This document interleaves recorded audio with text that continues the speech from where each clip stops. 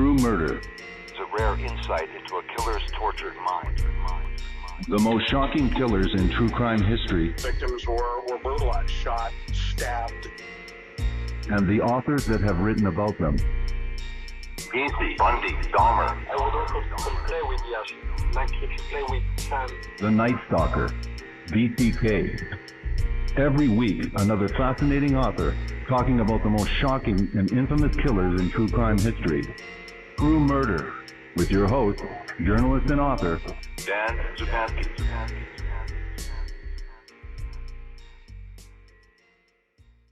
Good evening. Shortly after NYPD Chief of Detectives Thomas Byrnes publicly criticized the London police for failing to capture Jack the Ripper, he received a letter purportedly from Jack himself saying New York was his next target. Not long after, Byrnes was confronted by his own Ripper-style murder case in the death of Carrie Brown, a.k.a. Old Shakespeare, a colorful character who worked as a prostitute and had a penchant for quoting Shakespeare. Given the near hysteria surrounding the vicious murder, soon after the Jack the Ripper murders in London, people were worried that Jack might have actually come to America. The Detective Bureau finally arrested Amir Ben Ali, an Algerian immigrant. The newspapers, however, immediately criticized Byrnes for moving too quickly, suggesting that he had tried to save face by pinning the crime on an easy target. When the verdict of murder in the second degree was announced, the papers erupted in anger and disbelief. With the aid of the French consulate, they embarked on a 10-year campaign to have Ben Ali pardoned and finally won his release by producing new evidence. Immediately upon Ben Ali's departure for France, fresh evidence of his guilt surfaced. Was Ben Ali falsely convicted or falsely exonerated? And if he did not commit the murder, then who did? Issues of false convictions, fake news, illegal immigration, police corruption, and racial prejudice are common tropes in today's news cycles. The East River Ripper demonstrates that these are not simply matters of recent vintage and seeks to answer such questions in trying to determine whether and in what way justice miscarried. The book that we're featuring this evening is The East River Ripper, the mysterious 1891 murder of Old Shakespeare, with my special guest, prosecutor and author, George R. Dekle Sr. Welcome to the program, and thank you very much for this interview, George R. Dekle Sr. Thank you very much. This is an extraordinary book due out the end of this month, August 31st, so glad to have you here before anybody else got the chance to talk to you. Well, thank you. You will be the first person that has interviewed me about the book. Incredible. Before we start this extraordinary book, you talk about your 30 years as a prosecutor. Give us your background before we start talking about the East River Ripper. Well, I'm a fifth-generation North Floridian. Lived in a small town all my life. Went to the University of Florida. Went to law school there. Came back to my hometown and started practicing law as a public defender. Practiced as a public defender for about 2 years and then went with the state attorney's office for 30 years. And prosecuted just about every kind of crime you can imagine, from criminal mischief to capital murder. Wow. Including one of the gentlemen that you mentioned in your lead-in, Ted Bundy. Wow. Interesting. Let's talk about, you in your introduction, you talk about Eugene Bourchon's, if that's the proper pronunciation, of his 1931 book, Convicting the Innocent, an account of the wrongful conviction of Amir Ben Ali. Tell us about how you came to be the author of this book, and tell us a little bit more about Eugene Bourchon's book. And you say that very much that almost every treatment of this case has been took Bourchon's book and accepted those findings at face value. So tell us a little bit about Eugene Borchards's book. Okay, well, the first time I ever heard about his book was in a voir dire of a jury back in the early 70s. A defense attorney mentioned it, asking the jurors if they'd ever read the book. Of course, he was trying to poison the minds of the jury by putting that sort of a name in front of him, and the judge got very angry with him. And I never thought anything about reading the book, but until I started to research his case. I came across the case researching the last book that I wrote, which was a book about another murder in New York City that was prosecuted by the same man who prosecuted the East River Ripper case. Mm. And in researching that book, I read his biography, and he had a chapter on this murder. And I got interested in it because it seemed like a rather interesting case, and there's some things he said in the book about the case that just didn't quite make sense. Mm-hmm. And I looked around and found some other references, found Borchards's book, and read. It was just a chapter in his book that was on the Ali case. There were a number of other. Each chapter was devoted to another case about some man who was supposedly convicted and innocent. And then I found the transcript of the trial and the transcript of the inquest that was held before the trial. Right. I could not reconcile Borchards's intimation that this particular prosecutor was corrupt with my knowledge of the prosecutor. It just didn't make sense to me that the prosecutor would knowingly prosecute an innocent man. And I wanted to try to resolve the friction between those two positions.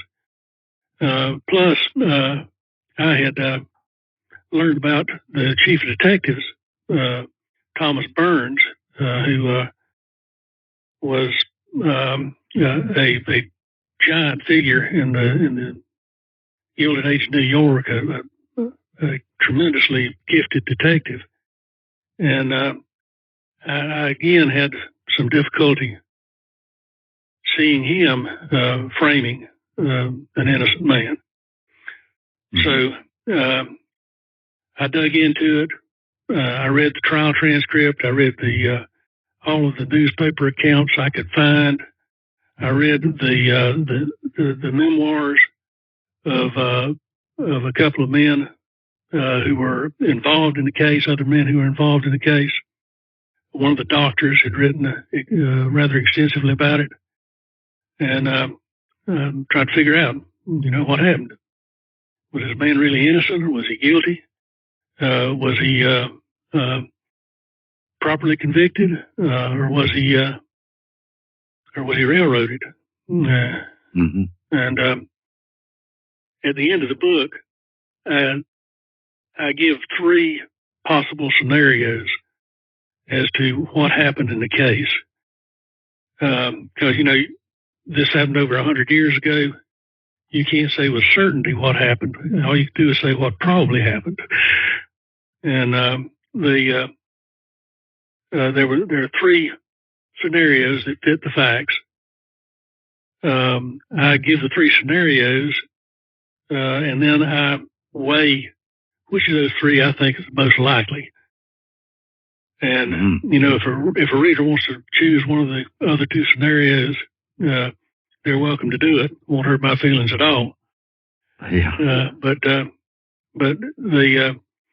I think that one of those 3 is what happened, and a lot of the things that the traditional story about the case say don't or untrue under any of those three scenarios. Mm-hmm. Under no scenario did the police try to frame Ben Ali. Under no scenario was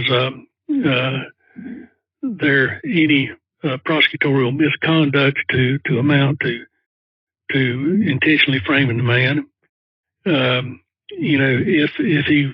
If he was innocent, under one scenario, he got himself convicted by lying like a cheap clock.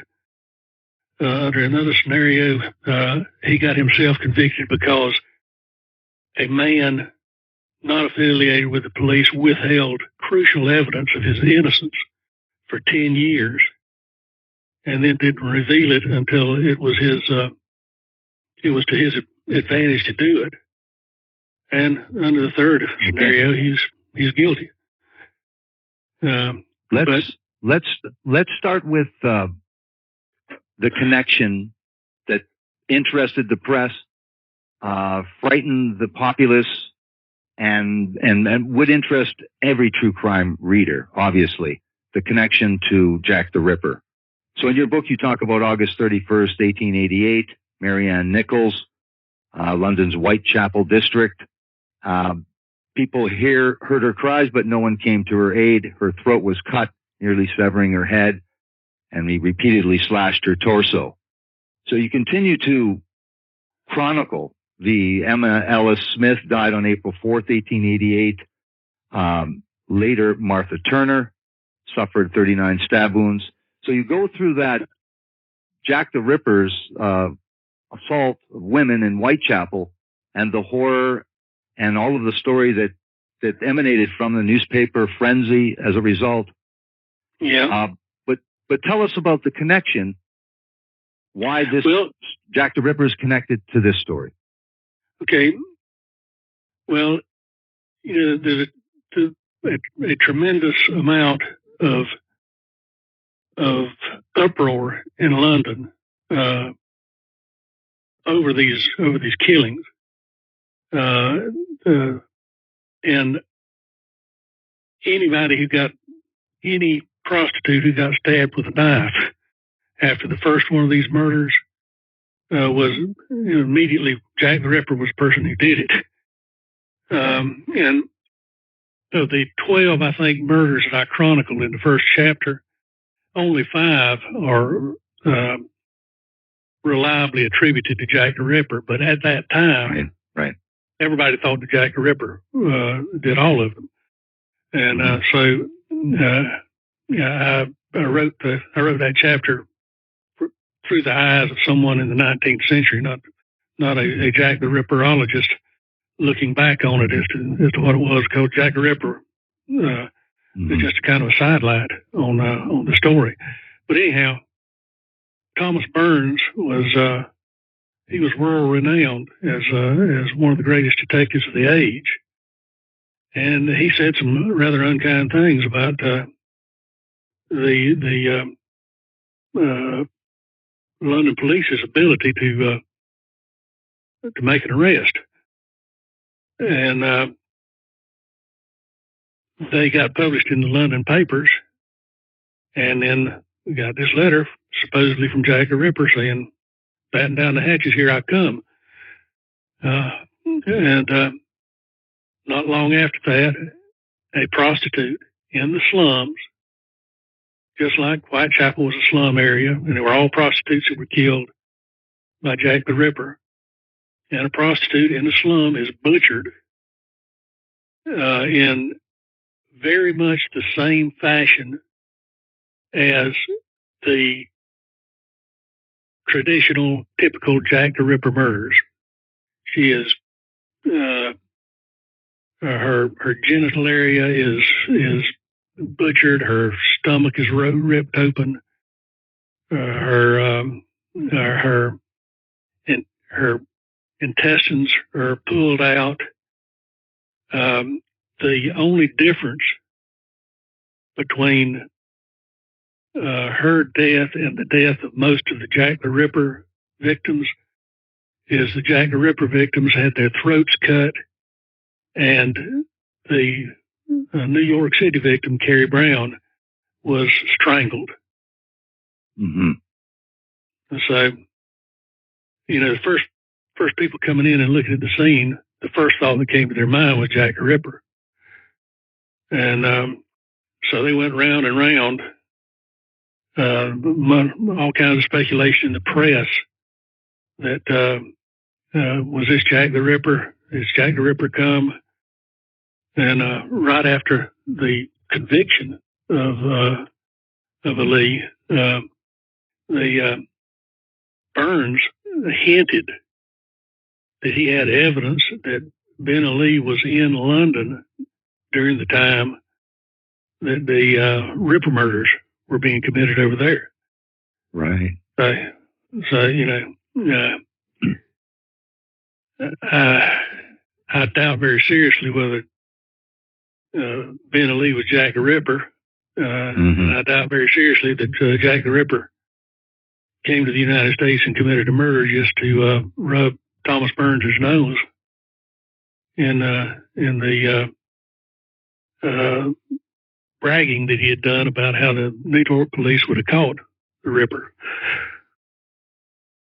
So you have the press in London goading over the idea that this Byrnes, who had from New York City, this sophisticated guy that would tell them, and that's what he wrote, that this is the techniques that he would use to employ to try to find Jack the Ripper. They were delighted that Byrnes now had his own Ripper on his own hands and now had the pressure to make an arrest. Well, it wasn't so much the London press as the London police. Mm-hmm. They were quite pleased that Byrnes was in a position where he could no longer talk about them and had his own Ripper case to have to solve. The traditional story was that Byrnes said he'd have, if Jack the Ripper came to New York City, he'd have the Jack in jail within either 48 or 36 hours, right. depending on which version of the story you heard. And in actuality, he had Ben Ali, if Ben Ali was the actual killer, had him in jail within 12 hours. So if Byrnes made the boast, which he says he never did, and if Ben Ali was the murderer, he beat his boast by a good 12 to 36 hours. Mm-hmm. You have the extraordinary status that the media had at that time. In London, Jack the Ripper invigorated the newspaper business. And so they had never seen anything like this. And so this was truly really good for the newspaper business in London. And so in New York, when they got these, I am right here and I expect to kill somebody by Thursday, so go get ready for me with your pistols, but I have a knife and has done more than your pistols. Next thing you'll hear of some women dead. Yours truly, mm-hmm. Jack the Ripper. And then you talk about the New York Herald, another note written in red ink. And he said he had just written Detective Byrnes that I'm in America. So this was a frenzy. This was a frenzy for the media, having this kind of crime, having these kinds of characters involved. Tell us about what Byrnes' response is now as an investigator in this case. Well, Byrnes was extremely closed-mouthed right at the beginning. And he probably should have been even more closed-mouthed than he actually was. There's all kinds of confusion, as there always is at the outset of any kind of an investigation like this. And I've been in a number of similar type investigations. That people are running around like chickens with their head chopped off. The information is coming in. It may be true. It may not be true. It gets spread around. And Byrnes said some things to the press that didn't pan out. He made some intimations to the press that he knew who the murderer was, and the only thing he had to do was find him. And the murderer was a man that they call Frenchie number 2. And Ben Ali went by the nickname of Frenchie because Algeria at that time was a possession of France. Mm-hmm. And all Algerians were subjects of France. And French had actually served as a French soldier during the Franco-Prussian War. So that's how he got the name Frenchie. So Byrnes is saying that there's Frenchie number 1 and Frenchie number 2. Frenchie number 1 was simply in the hotel across the hall from where the murder occurred. And Frenchie number 2 was in the hotel room with Carrie Brown murdering her. And they searched for Frenchie number 2. He finally found Frenchie number 2.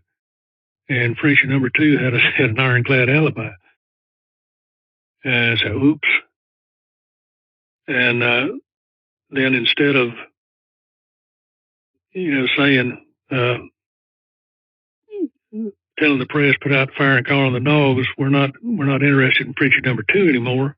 He didn't say anything because that's kind of egg on his face. And then he arrests Frenchie number 1. And this kind of,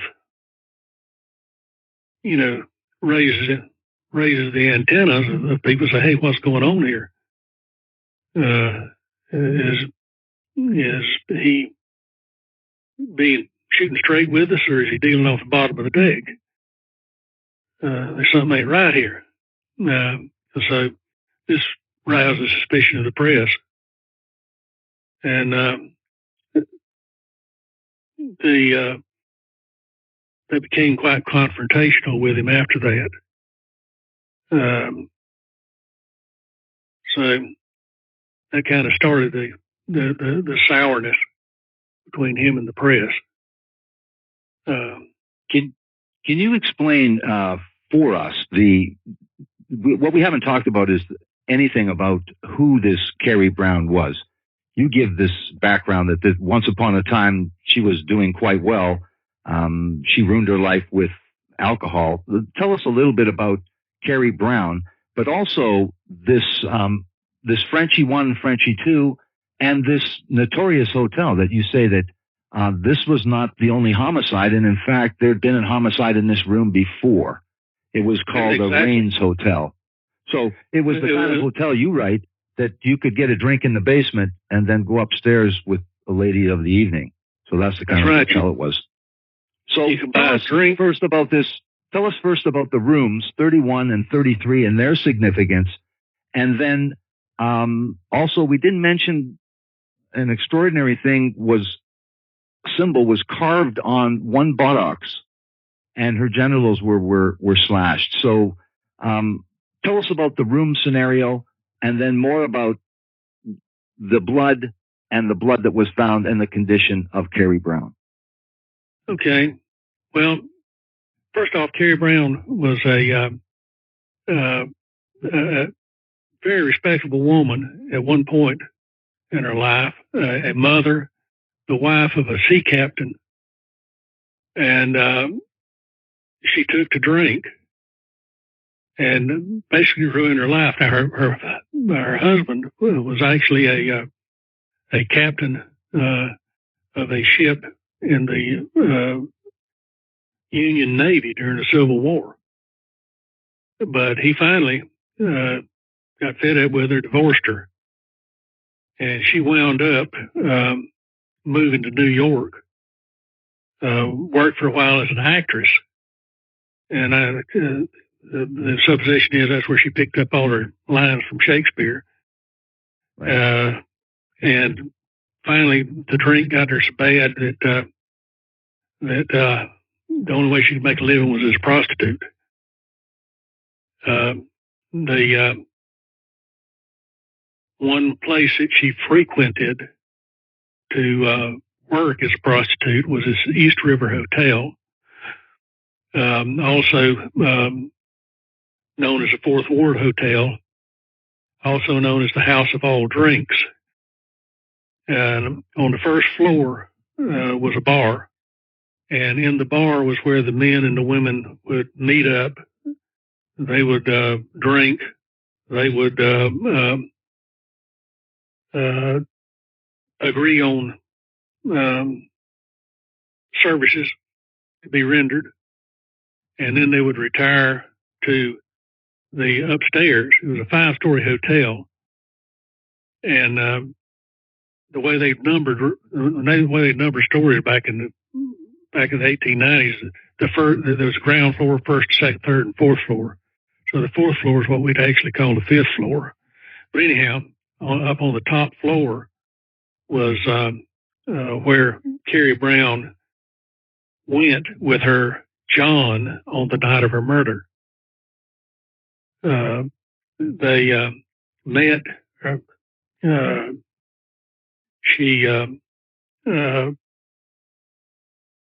They bought a bucket of beer for a nickel to go up the stairs, or one stairwell going up to the top floor, and up the stairs, down the hall. At the end of the hall was room 33, and it was the best room, probably the best room in the house, because it had 2 windows. It was a corner house. They retired into that room, and later that night, Ben Ali came in, and he rented room 33, which was right across the hall. Carrie and her John were in room 31, right, and Ben Ali was in room 33, which was right across the hall, catty-cornered across the hall. Okay, at some point during the night, the John left, and then early that morning, Ben Ali left, and the janitor saw him leaving, and nobody saw the John leave. When Ben Ali left, the janitor saw him leaving, and he said he looked like he was sneaking out. And then when the maid went up to check on the rooms, make sure everybody was out, she found the body. I say the maid. I forget whether it was the maid or the janitor that found the body. Yeah. But the room, the door was locked, had to be unlocked. And so the killer had left the room, locked the door, and the key was gone. So they had to get the master key to go in. You also talk about, tell us what was carved on her buttocks. There was a cross carved on her buttock. She was naked, sprawled under the cover. Bedclothes and her shift had been wrapped around her head, and there's a pretty graphic description from the autopsy report of the carving, the depth of the carving, and whatnot, and the slashes to her vaginal area and her deep, ragged, lengthy slashes, and part of her intestines, small intestines, had been taken out and placed between her legs. And there was a knife found, a bloody knife found in the bed beside her.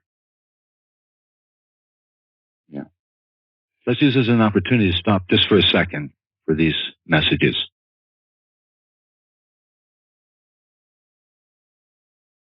You talked about the incredible that Carrie Brown was left in, mutilated, with her intestines out of her body positioned.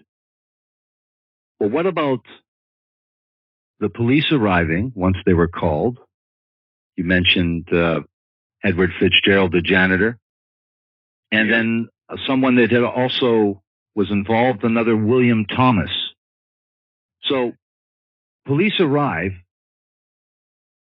Tell us about the blood evidence in 33 and 31 when the police arrive. Tell us about the media arriving with the coroner. Tell us about this whole incredible situation that arises. Okay, well, the police arrive. I think it was Captain O'Connor, who was the first officer to look in the scene. He just looks at the door.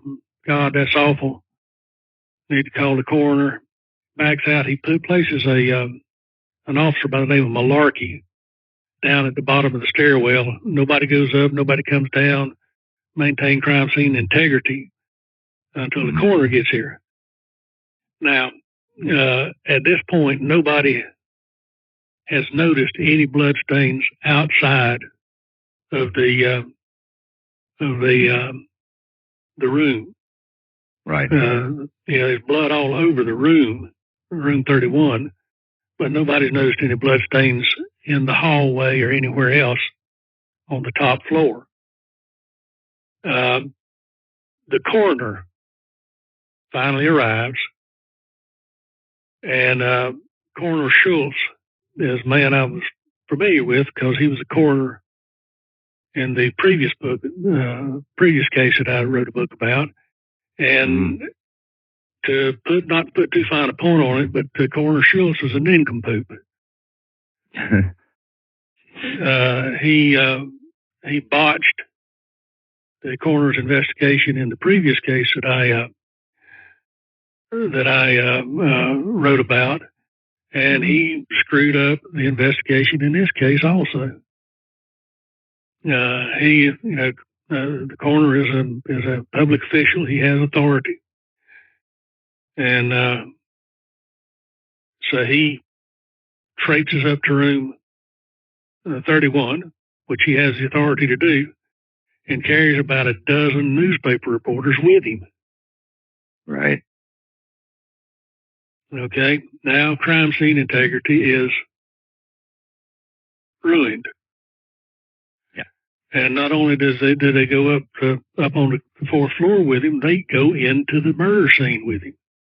But he is absolutely positive, certain, that they didn't touch anything and they didn't step in any blood. They just stood there and gawked while he examined the body. And so they get the parade of reporters out and gone, and the police, more police officers arrive. They start looking around. They're trying to find, trying to determine, places that could have been used for escape.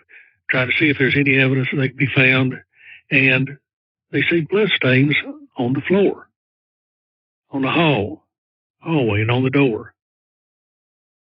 And they follow the blood stains, the very minute blood stains, across the hall into room 33.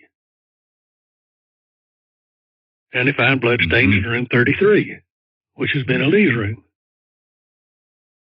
Okay, now, I think it's first thing in the morning when they get there, when the police arrive, and nobody has noticed any blood stains outside of the room until 4 o'clock in the afternoon. Right. Mm-hmm. Okay, which would have been fine if they had good crime scene integrity. Right. From the time they arrived, the time that Officer Malarkey had been stationed at the bottom of the stairwell to keep people out, and the time that they went to processing the scene. Now you've got all kinds of potential for some reporter possibly got blood on the bottom of his shoe and tracked it out. So, there's great weakness in the bloodstain evidence outside the room and in room 33 even, because a rumor got circulated after the trial that that a couple of reporters decided they'd string blood all over the top floor of the hotel to make this crime more sensational than it already was, which, sounded to me like a ridiculous story, but that was the rumor that was being bandied about. Mm-hmm. Now, of course, the received story is that the officers planted all this evidence up there. But, it's, there's a British official who was being accused of a conspiracy theory, some sort of a conspiracy one time, and he said, no, the conspiracy theory doesn't explain what happened. Cock-up theory explains what happened. Yeah. And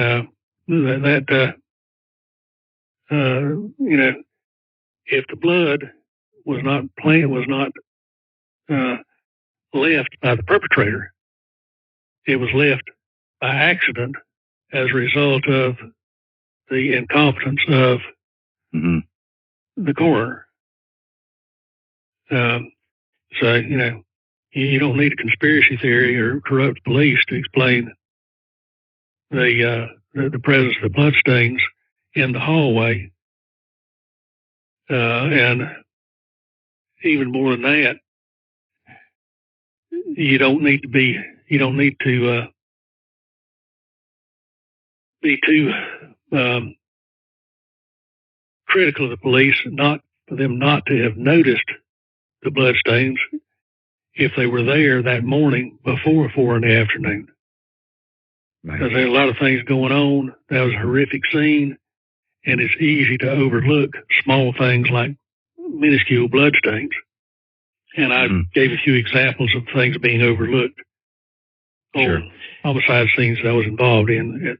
As a matter of fact, 2 of them, bodies were overlooked. Bodies of homicide victims. So let's talk about the idea now that they believe that Ben Ali is their once they had dismissed him as a suspect, now they believe he is the killer, and so now they quickly organize a coroner's inquest, which ends up being just like a preliminary because it's certainly not a trial. So tell us about the arrest of Ben Ali and also the idea that his grasp of English. How good is it? And what do they do in response to that? Okay, well, the criminal procedure in New York at the time, homicides, when you had a homicide, you start off with a coroner's inquest, right, to determine if there was a criminal act and who was responsible for it. And then you held a preliminary hearing, which they called an examination. Right. And then you had a trial. Okay. In Ben Ali's case, they held the coroner's inquest, and then his lawyers waived the examination of the preliminary hearing, and then we just went straight to trial. But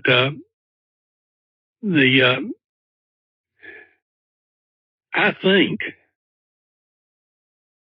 that Byrnes had his eye on Ben Ali from the very beginning. Why? As a possibility, because he's talking about Frenchie number 2. We got to find Frenchie number 2, and he does that for a period of days. We're looking for Frenchie number 2, but all the time he's looking for Frenchie number 2, they're cutting. They're taking Ben Ali's clothing and cutting bloodstains out of it to be examined by a lab analyst, Dr. Edson. They're taking his socks, because there's a blood stain on his sock, to Dr. Edson, and they are digging the dirt out from under his fingernails to take to Dr. Edson to be examined on the possibility that there's blood under his fingernails. And so they're doing all those things, and it doesn't seem to me like they'd be doing all those things if they didn't have some suspicion that he was the man. They arrested him as a material witness,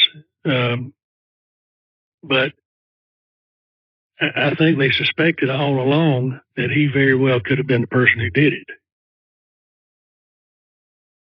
Right. You talk about the material witnesses. This is interesting, that the material witnesses are, in fact, incarcerated in the house of detention for witnesses. I thought that was interesting, that they knew where exactly those witnesses were because they were behind bars, essentially. Exactly. That's something that was done even up until quite recently in Florida. I remember when I was in high school, we had a rape case that got a lot of bad publicity because the victim was put in jail and the accused was released on bail. So the victim's sitting in jail waiting for trial, and the defendant is out walking the street. Of course, we don't do that in Florida anymore. But that was over 50 years ago. Mm-hmm. Yeah. Now, at coroner's inquest, again, like you say, they waive the examination afterwards, and then they go right to trial. But at this inquest, there is a little bit of an audition of how evidence will work, and there's a prosecutor named Wellman, and you alluded to him already. Yeah, you talk about reading his memoir later on. But so tell us just briefly, because we've got to get to the most important thing, which is the trial. Anything extraordinary at that inquest? And again, I ask, how did they accommodate this Ben Ali's? Apparently, he couldn't speak English very well. So how did they accommodate him at this inquest and at trial? They accommodated him with translators, interpreters. They were, I forget the names of the interpreters at the inquest. I think Constance Burko and a gentleman by the name of Martine, who were the interpreters at the inquest. And then at the trial, Martine was replaced by a man whose name escapes me. I can't remember where Farmer are. Sultan. His name was Sultan. Okay. Miss Sultan, that's right. And but anyhow, that's how they did it. Frenchie or Ben Ali spoke a language. It was a kind of a mixture of French and Algerian or Arabic. It's kind of like, on the border of Texas and Mexico, they speak a kind of a mixed language called Tex-Mex. Right. That was the language that Frenchie spoke. So they had at the trial, or at the inquest, they had a French interpreter and an Arabic interpreter. So they could get him, make sure he knew everything that was going on. Of course, he also spoke English quite well. Yeah. He exhibited a syndrome that I had noticed people from outside the country who get themselves arrested and charged with crimes. They forget how to speak English. Yeah. And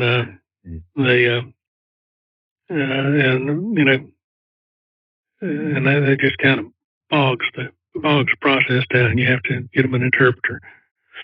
Mm-hmm.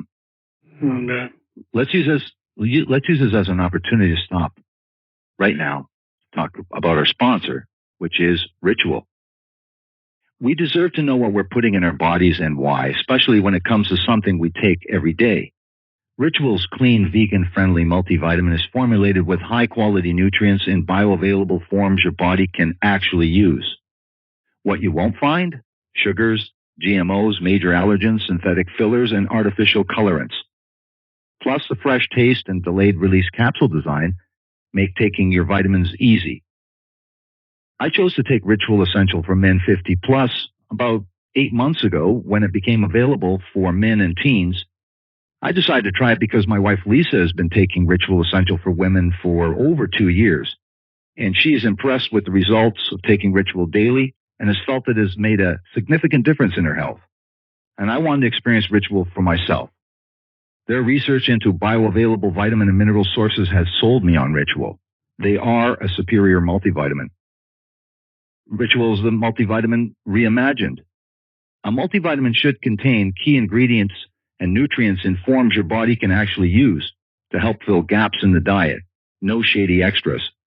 Ritual's delayed-release capsule design delivers high-quality nutrients, including vitamin D3, in just 2 daily pills. Your multivitamins are delivered to your door every month with free shipping always. You can start, snooze, or cancel your subscription anytime. And if you don't love Ritual within your first month, they'll refund your first order. Get key nutrients without the BS. Ritual is offering my listeners 10% off during your first 3 months. Visit ritual.com/murder to start your Ritual today. Now, we talked about Frenchie at the inquest, and then later we'll be talking about Frenchie at this trial. But he has this interpreter there, and when there is the sentence and the conviction at this inquest, when they have their determination, he believes that he doesn't understand that it's just an inquest. What is his behavior at this inquest when he is frustrated or pose certain questions? Tell us how he acts, and let's get to. Okay, well, he didn't answer any questions at the inquest other than just a few questions that were put to him by the coroner and filled out on a sheet. But he was sullen. He was morose, uncooperative. He would get rather vocal at times, but he really, showed out at the trial when he actually testified before the jury. That might have been the turning point of the case as far as him getting himself convicted, was the way he behaved on the witness stand. And what was that? How did he act? Basically acted like a wild man. He jumped up and down, waved his arms, shouted, evaded the questions that he was being asked by the prosecutor. And the prosecutor did a very stupid thing.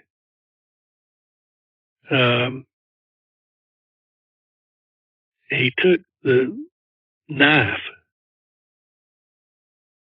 and okay, this is a man he believes to be a mad dog killer. Yeah. And walks over to him and hands him the knife. Yeah. Okay. It's not a real good idea to hand a deadly weapon to a man that you think is a mad dog killer.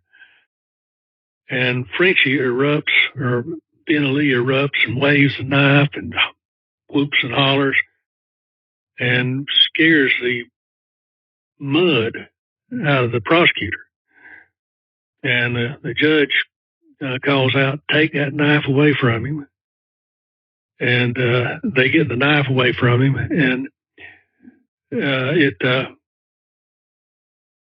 showed Frenchie in a whole different light from the way that he had been trying to portray himself in front of the jury.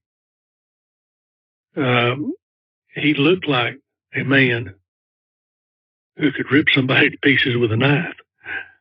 Up to that point, he'd been in front of the jury. He had been meek, mild, bent over, trying to act as pitiful as he possibly could. I'm pretty sure that the defense attorneys had tried their best to get him not to take a witness stand, but he insisted on taking the witness stand, and I think that he went a long way towards sinking his case when he did. You write about this is impressive too, and I've read this about other cases, but it's still shocking and startling for people to read now, about the crowds and the mobs that were everywhere outside the courtroom. At every point, there was a huge crowd. And in fact, you write at one point, the police had to fight off these. Yeah. It was beyond curious onlookers. They had to fight them off physically. And the media was very sympathetic. You say there was they weren't all in agreement, but the media was sympathetic towards Ali, weren't they? Oh yeah, they. At that time in New York City, I think there was a newspaper on every street corner. Mm-hmm. There were the story was massively covered by the newspapers. Some of the newspapers were skeptical of Ben Ali's Poor Pitiful Me Act, and his Me No Speak of the English Act. But most of them, they swallowed the hook, line, and sinker. And they portrayed him as being the poor, friendless child of the desert who was being crushed in the cogs of this relentless legal system that was being completely unfair to him. And that's the way they played it. And, at the same time at this trial, you talk of in your mind, quite impressive forensics, especially given the time. And this does come down to the forensic evidence, and that being something to do with those intestines that were taken out of the body. So tell us what evidence they had that pointed at Ali and his involvement with those intestines. The most damning evidence against Ben Ali came from under his fingernails. You could forget the bloodstains in his room 33. You can forget the bloodstains on his clothes. You can forget the bloodstains in the hall. The bloodstains under his fingernails were examined by two of the most forensic doctors, medico-legal men in the nation at that time. I mean, they were head and shoulders above everybody else in the country as far as their abilities, skills, and abilities. And they came up and they said the blood under his fingernails came out of Carrie Brown's intestines. And they not only said that it came out of Carrie Brown's intestines, they said that it came out of a certain specific portion of Carrie Brown's intestines. And the kicker is that they said this before they got the autopsy report. And then they went and got the autopsy. Well, as a matter of fact, there were two of them. There was a little bit of discussion. Dr. Flint said, this comes from this portion of the woman's intestines. And Dr. Format said, hey, wait a minute, I ain't saying, I'm sure they may have come from the large intestines. Format says no, and Flint says no, they come from the small intestines, and they come from this part of the small intestines, the blood combo. And so they went and got the autopsy report, hadn't got the autopsy report yet. They bring the autopsy report in, they open it up, they read it, and the only part of her intestines that's cut is the part of the intestines that Dr. Flint said the blood came from. So he was correct. And they were doing forensics that a modern crime lab would have a hard time doing. Wow. And it's at the end of the coroner's inquest, the prosecution had a losing case. They had this one doctor who was out of his league that had examined the blood, and the case was not strong. And they did what lawyers frequently do, is they waited until the last dadgum minute to see about trying to shore up that evidence and recruit some experts who knew what they were doing. Mm-hmm. And so as they're picking the jury, Dr. Format and Dr. Flint are going back over the examination that Dr. Edson did and finding all kinds of things. And so when they get through with their examination, the blood under Frenchie's fingernails either came from Carrie Brown's intestines or the intestines of some other woman who had eaten the same kind of food Carrie Brown had the same illness that Carrie Brown had, and also had intestinal parasites, the same intestinal parasites that Carrie Brown had. Wow. And I don't think there's no record of another woman in New York City that night that got killed exactly just like that. So any theory of Ben Ali's innocence has got to account for what is Carrie Brown's blood doing under his fingernails. Yeah. You write about the legal team of Friend, House, and Levy, with the big star being this House. And he had previously, earlier, had been sick. They said something about exhaustion, physical exhaustion, but he was physically sick. But then he came to. You write about how eloquent he was and how he tried to defend this Ali, and also what strategy they employed to do this. Tell us a little bit about this eloquent-sounding, experienced attorney House and Friend and Levy and their strategy to defend. Well, most criminal trials that I have been involved in, boil down to a war between logic on one side and emotion on the other.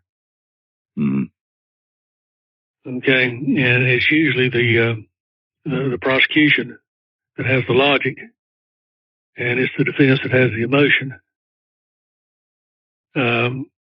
That's one thing I really liked about trying circumstantial evidence murder cases. You can't generate a whole lot of emotion for the defendant in a circumstantial evidence murder. But anyhow, that's beside the point. So they play Ben Ali up as a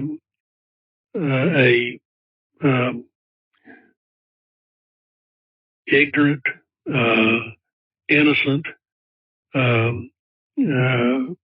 stranger in a strange land, who has just been confronted and run over by this massive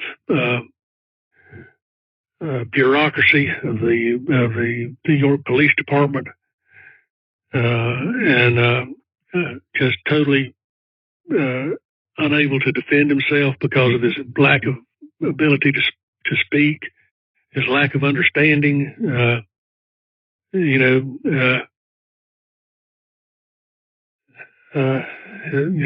ever heard that country song, Poor, Poor, Pitiful Me? Yeah. Okay, that's the song that he was singing, Poor, Poor, Pitiful He. Poor, Poor, Pitiful Ali.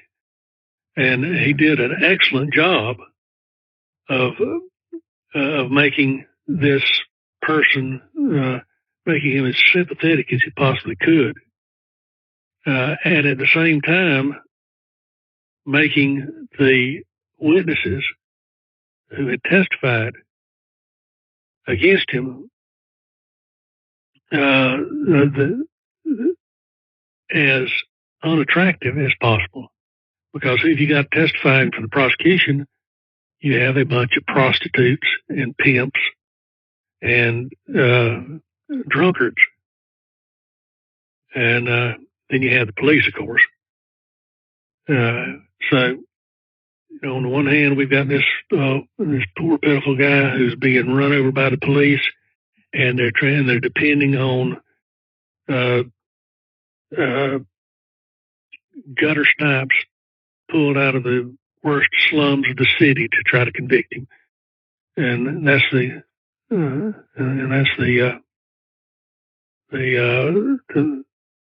story he's pitching to him, and of course, he waves the flag, we're in America, presumption of innocence, despite the fact that he's this poor child of the desert is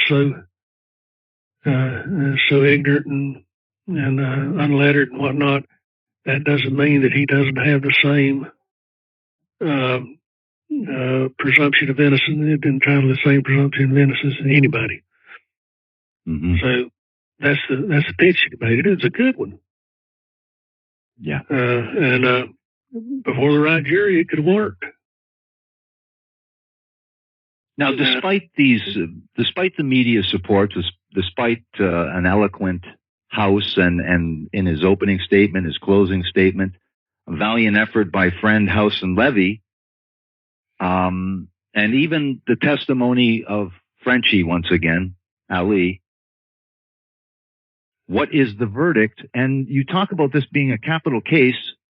He was charged for first-degree murder, but explain the jury has discretion with that degree of murder, don't they? Yeah, the law as it relates to lesser included offenses is, every first-degree murder includes within it a second-degree murder and manslaughter, and in some jurisdictions, third-degree murder also. If you commit first-degree murder, you've also committed all those lesser-included offenses. Mm-hmm. So if you are charged with first-degree murder and the jury is not satisfied that first-degree murder is proven, then they can find the defendant guilty of the lesser crime, the second-degree murder or manslaughter. Mm-hmm. And the judge instructs the jury on those lesser offenses, and the jury then has the discretion to find the defendant guilty of a lesser included offense. And that's what they did in this particular case. And, the press frothed at the mouth about that and said, oh, it's first degree murder is nothing. As I used to say when I was a defense attorney talking to a jury, I said, they may be strikes, they may be a balls, but they ain't nothing till the umpire calls. And, it may be first degree murder, it may be not, but it ain't anything until the jury makes its pronouncement. The jury made its pronouncement, and they pronounced it second degree murder, so that's what it is. What was Ali's reaction at this verdict? Before we talk about post-conviction. At first he thought he was going to be executed. Right. And they explained to him no, he wasn't going to be executed, and he was relieved at that point. And he was not real happy with having to spend the rest of his life in prison, but that beats the alternative. Right. We missed to talk about that at one point in this trial, they tried to employ jailhouse informants or people that came forward and said that Ali had a gun in prison previously, was in for a little stint. Not much was made of that.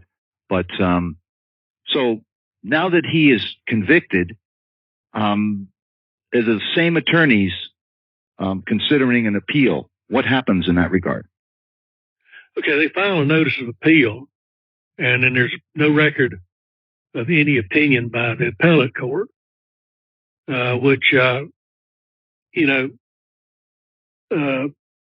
my take on that would be, well, they got a per curiam affirmance. In other words, it was affirmed without opinion. That's why there's no opinion. Apparently the appellate court didn't see anything wrong with the case as far as any error was concerned. And it was, it was a pretty clean case. There was, there were things that they did, that the prosecution did, that today would cause a mistrial. Yeah. Things that were said. Yeah, things that were said. That the prosecution said some things that would offend the 21st century sensibilities, but they said in the 19th century, and the defense sat right there and did not object. Right. It was a different time, different standards, and but if you're going to criticize the prosecution for something, that would probably be what I'd criticize them for. Right. And the funny part of it is, or the ironic part of it is I think that the prosecutor who made those statements, Delancey Nickel, honestly, sincerely thought he was trying to be fair. He was so blind to the racial prejudice that he was espousing, that he didn't realize that it was unfair. Mm-hmm. Or maybe let's use this as an opportunity. Sorry, go ahead. Go ahead. Let's use this as an opportunity to stop for these messages. Now, you talked about that pretty well. You said you describe it, depict it as a clean trial. It was well done. There was no misconduct, we'll say. Now, there was a person that was present the day, apparently, that Coroner Schultz went up to the room. His name is Jacob Riss. Yes. What happens in the ensuing 10 years, as we alluded to in the title, with this Jacob Riss, the newspaper man, and the fate of Ben Ali? Okay. Well, Ben Ali, there's continuing newspaper articles during the time that Ben Ali is in prison about how he was railroaded and about what a hard time he's having. And he melted down in prison and wound up being sent to a mental institution, about a mental institution. And so like I said, a Frenchie or Ben Ali served in the French army, and the French consulate had assisted the defense during the trial. You know, this poor and friendless man had the assistance of the French government at the trial. And over the years, while he was in prison, there was a continuing sporadic sort of newspaper campaign of dropping articles about this poor man who's in prison, and continuing efforts on the part of the French consulate to have him pardoned. There were, I forget exactly how many pardon petitions that were presented to how many different governors, at least 3 governors. Right.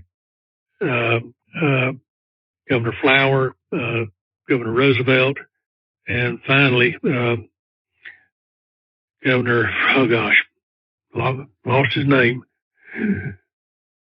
The governor who actually commuted his sentence.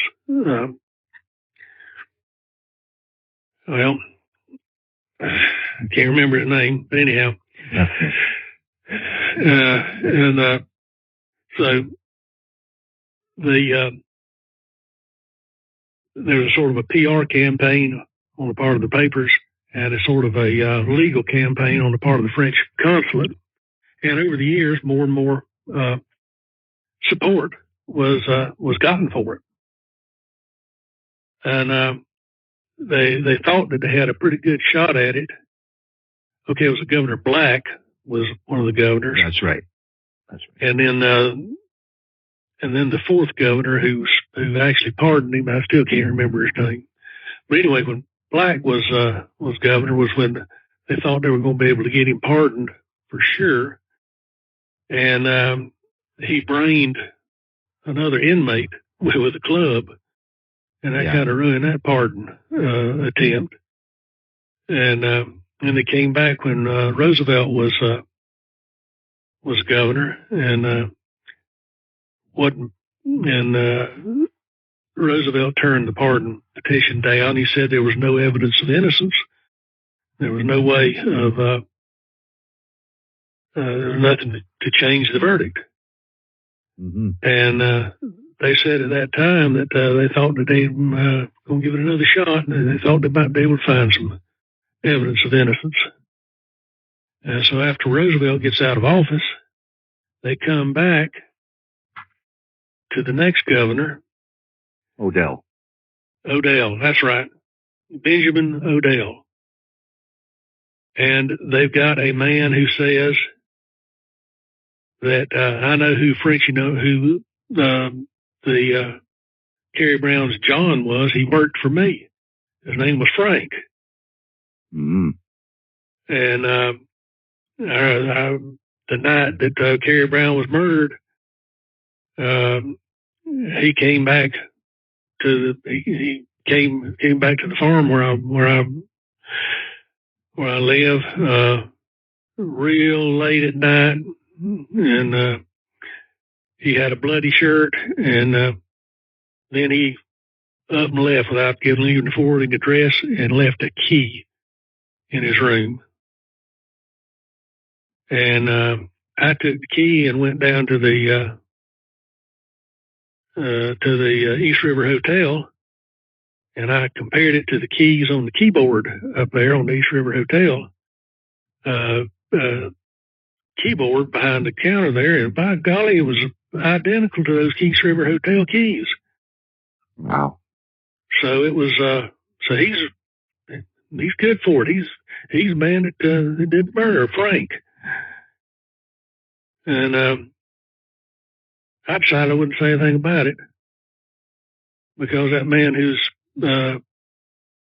sitting in jail facing the death penalty for the murder. He's a bad man. He needs to be in jail anyway. Mm. So I waited for 10 years before I come forward with this information. And no, I don't remember Frank's last name. They called him Frank the Dane. That's Frank all the Dane. He writes. Danish. Yeah, I called him Frank the Dane. Frank the disappearing Dane. Yeah. And you know, and nobody despite any credibility to this story, does it work? Does the media accept it? Oh, the media swallowed it hook, line, and sinker. Pointed out by Austin Flint in his memoirs, no investigation was done to check on the veracity of the story. Right. And when they pitched this information to the Governor Odell, nobody from the district attorney's office showed up to oppose it. Okay? Right. And Governor Odell, despite the one-sided presentation at the hearing that he held, despite the lack of opposition to the pardon by the district attorney's office, and the district, they had a different district attorney at that time, who, right, by the way, did not like the New York Police Department. But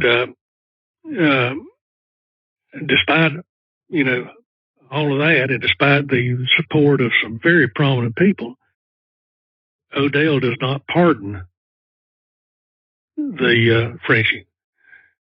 Nobody noticed that Odell didn't pardon him. He commuted his sentence. Right. And the terms of commutation were, if he ever got convicted of another felony, he'd go back to prison for the rest of his life. And he commuted his sentence and made arrangements to turn him over to the French consulate and put his carcass on a boat back to Europe. Yeah. Okay. So, and he says in his order commuting the sentence that he doesn't mean to reflect anything on the quality of police work or anything else. There's just enough doubt that this is the right thing to do. So he does it. And I made the observation that, it would have been nice to see this honest citizen who waited 10 years to come forward with the key cross-examined about that. Mm-hmm. And after the book was out, a friend of mine who was interested in the case found a newspaper article where this guy had testified in another lawsuit, and somehow the lawyer on the other side had got to cross-examine him about the key and about the finding, and the guy melted down on cross-examination. Yeah. So, he would not have been able to withstand a competent cross-examination by a competent prosecutor if it had a full-blown hearing. Yeah. And I wish I'd have known that book. You talk about Ali and him departing for France immediately. And in the introduction, we talk about that they finally thought they had new evidence to exonerate him. But soon after, in the introduction, you write that fresh evidence of his guilt surfaced. Well, what was that fresh evidence that made these people rethink their positions, or at least what new evidence came and surfaced? Sultan, the interpreter Sultan, mm-hmm. unfamiliar with the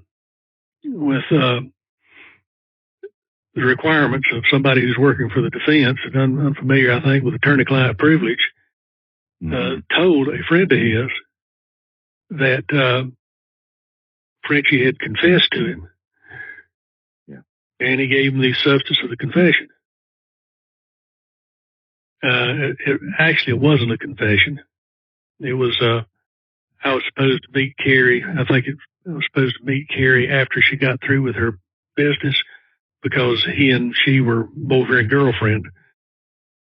And I went into the room and she was butchered, and I got my hands in her entrails, and that's how I got the blood under my fingers. Basically a story. That kind of a story, which, if that had been the only story he ever told, he might have got off by telling that story. The kind of an Agatha Christie sort of an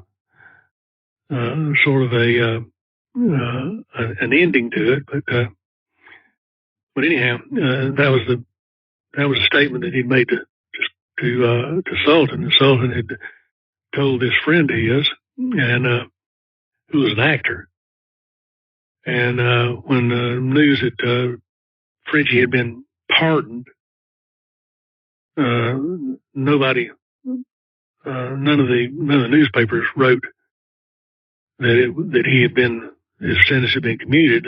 They wrote that he had been pardoned. Yeah. And Thompson was saying, wait a daggone minute. He confessed. Yeah. And a reporter got wind of the fact that Thompson was telling some of his friends that Frenchie had confessed, and so the reporter went and talked to him about it, asked him about it, and wrote an article about it.